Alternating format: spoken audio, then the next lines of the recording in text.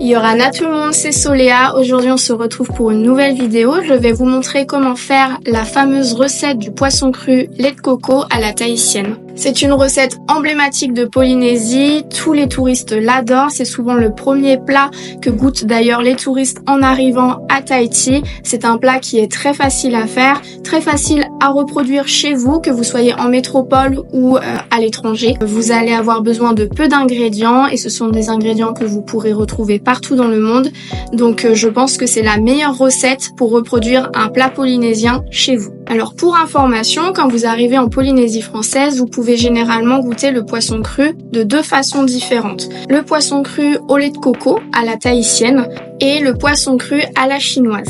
Je sais qu'il y a souvent les deux teams, team à la tahitienne ou team à la chinoise. N'hésitez pas à me dire dans les commentaires le poisson que vous préférez. Ce qui va changer en fait, c'est que le poisson cru à la tahitienne va être beaucoup plus doux et va baigner en fait dans le lait de coco, tandis que le poisson cru à la chinoise va avoir des goûts beaucoup plus, je dirais, fermentés. On va utiliser par exemple des carottes ou des navets qui ont fermenté. Ça aura plus le goût de pickles.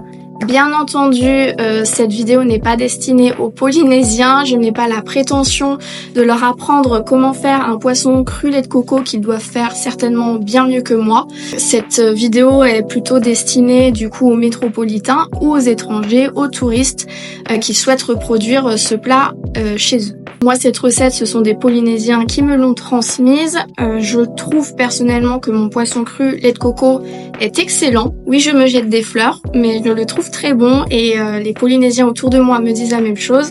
Oui, je me la pète. Et alors ? En revanche, les Polynésiens qui me regardent, n'hésitez pas à me donner des petits conseils, à me dire la façon dont vous faites votre poisson cru au lait de coco. Je pense que j'ai assez parlé, maintenant je vais vous montrer les ingrédients qu'il faut avoir pour cette recette. Premier ingrédient et le plus important, c'est forcément le poisson. Moi je prends du thon blanc. Si vous ne trouvez pas du thon blanc de qualité qui n'a pas bon goût, qui n'a pas aussi bon goût que celui qu'on peut trouver en Polynésie, je vous conseille peut-être plutôt de vous diriger vers un poisson qui ressemble à du thon ou à du saumon, peut-être par exemple de la truite, je ne sais pas, je n'y connais pas trop en poisson, mais en tout cas un poisson qui se rapproche du thon, mais qui aura peut-être un meilleur goût, qui sera plus frais, que vous aurez peut-être même pêché. La qualité du poisson joue énormément dans ce plat. Essayez de vous rapprocher de la qualité du poisson qu'on peut trouver en Polynésie. Donc, je prends mon poisson. Voilà, donc ça c'est le thon. Ensuite, nous allons avoir les légumes. Vous allez avoir besoin de concombres, de carottes, de tomates. Comme ceci. Carottes qu'on râpe et des concombres qu'on va couper en quarts.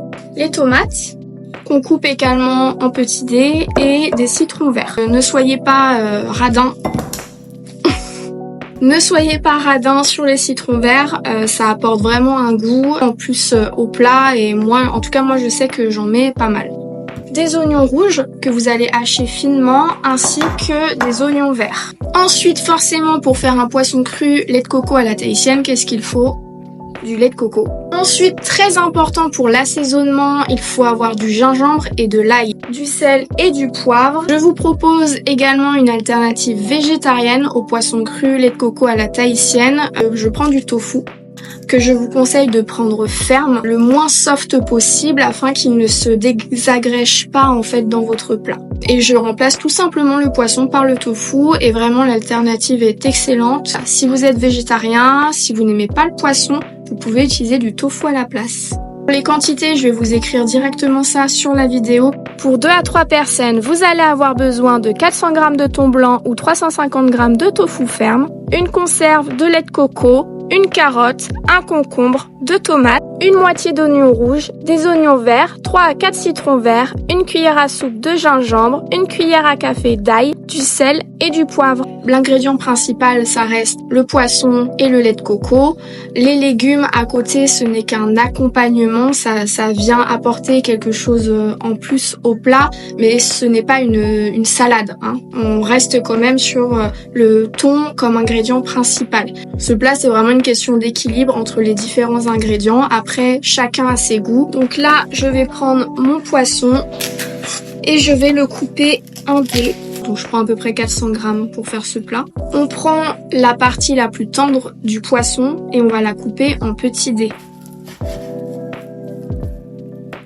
Donc vous voyez, c'est à ça que ça ressemble. Bon, je vais commencer à rajouter un peu des différents ingrédients, donc les légumes et l'oignon rouge. Je prends un peu de carottes. Je fais vraiment au pifomètre, hein. Mais je vais vous montrer à quoi ça doit ressembler à la fin. Encore une fois, c'est au goût de chacun. Si vous voulez plus de légumes, ben vous en mettez plus. Sinon, vous en mettez moins. Là, ça ressemble à ça.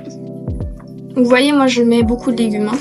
Donc là, j'ai mis oignon rouge haché finement, des tomates en dés, du concombre coupé en quart et des carottes râpées. Ensuite, je vais mettre mon lait de coco. On n'oublie pas de bien le mélanger avant. Et vous allez verser l'intégralité du lait de coco, c'est-à-dire 400 ml, dans votre poisson.